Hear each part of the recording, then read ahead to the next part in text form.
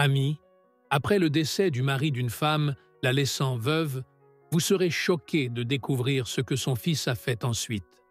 C'est une histoire de lutte, de compassion et d'un tournant inattendu. Vous ne croirez pas à ce qui s'est passé. Regardez jusqu'à la fin pour connaître toute l'histoire et si vous appréciez la vidéo, n'oubliez pas de mettre un j'aime. Si vous êtes nouveau sur la chaîne, pensez à vous abonner et à activer la cloche de notification. Commençons. Il était une fois un garçon de 12 ans nommé Sijd, qui vivait avec sa mère et sa grande sœur dans une modeste maison à 3 étages. La maison avait été construite par son père, qui travaillait dans une entreprise privée. Malheureusement, ce dernier est décédé subitement il y a 5 ans, à l'âge de 35 ans. Il était le principal soutien de la famille, et sa disparition a laissé un vide qui ne pourrait jamais être comblé. La mère de Sijd n'avait que 27 ans lorsque son mari est mort. À un si jeune âge, elle s'est retrouvée seule, luttant pour subvenir aux besoins de ses enfants. La douleur de cette perte était accablante, mais le poids des responsabilités financières l'était encore plus. L'entreprise où travaillait le père de Sijd leur avait versé une indemnité de 200 000 takas, soit environ 2 000 $, une somme bien insuffisante pour assurer leur survie à long terme. Malheureusement, aucun de leurs proches ni amis ne s'est manifesté pour les aider.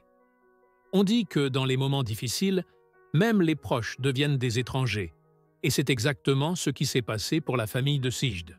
Autrefois entourés de nombreuses personnes, ils se sont retrouvés isolés, oubliés de tous. Sa mère, autrefois une épouse aimante et dévouée, devait désormais assumer seule toutes les responsabilités. Elle passait ses journées à pleurer son mari et ses nuits à s'inquiéter de comment nourrir ses enfants. Malgré tous ses efforts pour économiser, l'argent laissé par son mari s'est épuisé en 10 mois seulement. Face à cette situation désespérée, la mère de Sijd a pris une décision difficile. Elle devait quitter la maison et chercher un travail pour nourrir sa famille. Elle a d'abord trouvé un emploi de femme de ménage dans une maison. Le salaire était minime, mais c'était un début. Poursuivant ses recherches, elle a fini par décrocher 2 autres emplois de nettoyage. Avec ces 3 emplois, elle gagnait au total 12 000 takas par mois, une somme à peine suffisante pour couvrir leurs dépenses quotidiennes. Cependant, malgré ce petit revenu, la vie restait extrêmement difficile. Il fallait payer les factures, le loyer et répondre aux besoins des enfants. La pression était immense. La moitié de son salaire servait à envoyer Sijd et sa sœur à l'école et à leur acheter quelques nécessités, ce qui ne lui laissait presque rien pour le reste. De son côté, Sijd faisait de son mieux pour se concentrer sur ses études, malgré l'angoisse constante liée au manque de nourriture et d'argent. Mais rapidement, la faim et le stress ont eu raison de lui. Pendant 2 jours, il n'avait rien mangé. Son corps s'affaiblissait. Il n'arrivait plus à se concentrer. Son estomac le faisait souffrir, et il ne tenait plus que grâce à l'eau qu'il buvait pour apaiser son malaise. Assis en classe, il sentait son énergie s'éteindre peu à peu. Sa vision se brouillait, et tout autour de lui semblait s'effacer dans l'obscurité. Son professeur, Bilal, remarqua son état.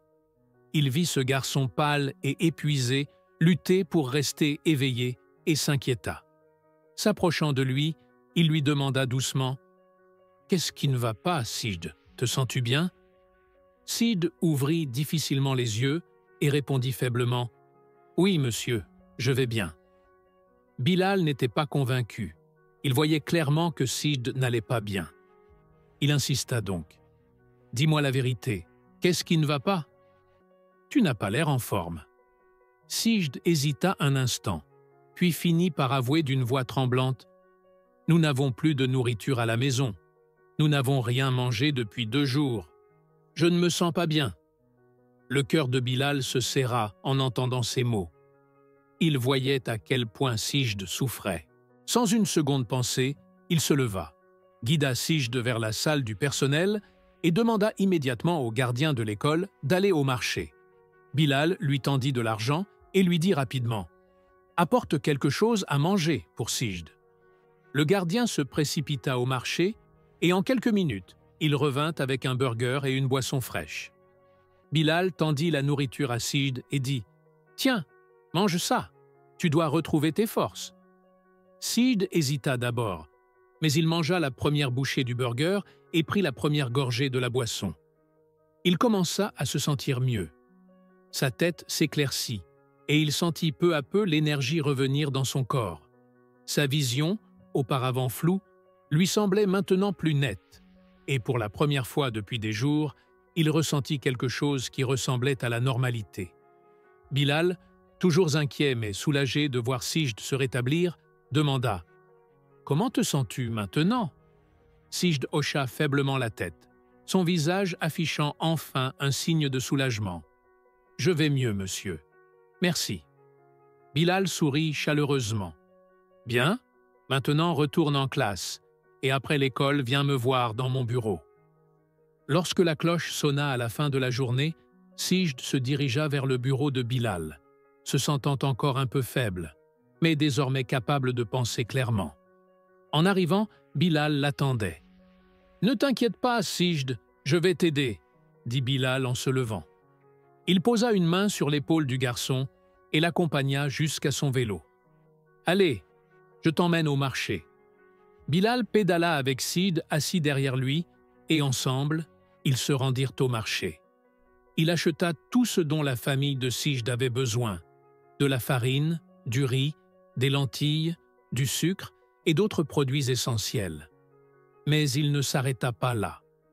Bilal transporta directement les provisions jusqu'à la maison de Sijd. En arrivant, la mère de Sijd n'était pas encore là.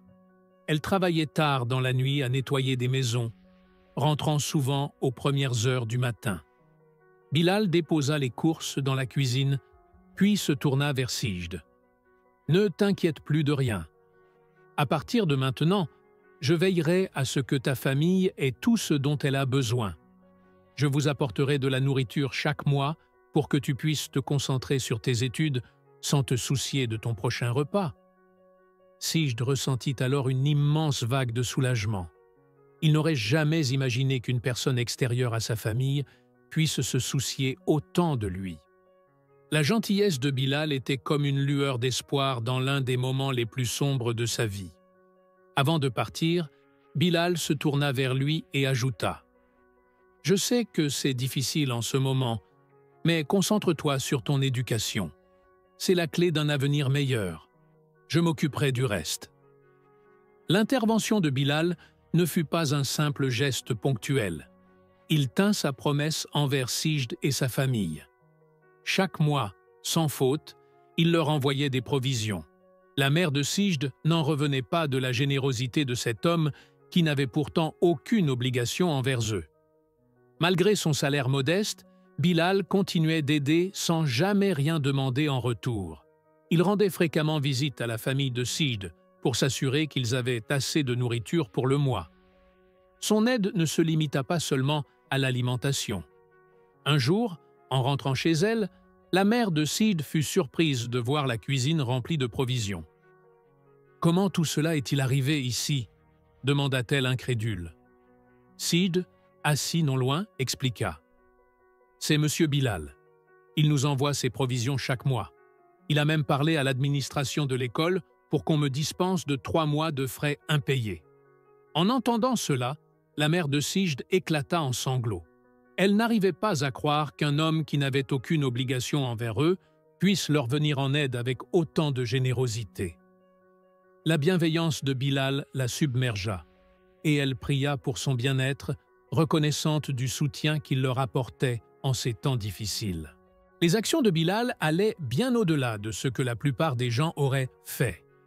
Il s'intéressait réellement à l'avenir de Sijd et savait que la seule issue pour sa famille était l'éducation.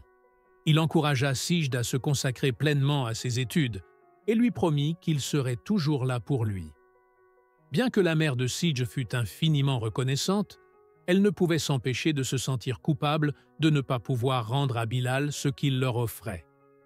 Mais Bilal, toujours humble, la rassura. Vous n'avez pas besoin de me remercier. Considérez-moi comme un frère. Vous et Sijd êtes comme ma famille. » Tandis que la mère de Sijd continuait à travailler sans relâche pour subvenir aux besoins de ses enfants, Bilal veillait à ce qu'il ne manque de rien. Avec le temps, elle finit par ressentir un profond apaisement, sachant que quelqu'un se souciait de son bien-être et de celui de ses enfants. Chaque mois, Bilal venait leur rendre visite, apportant des provisions et des sourires. Sa gentillesse et son soutien inébranlable apportaient une lueur d'espoir dans leur vie.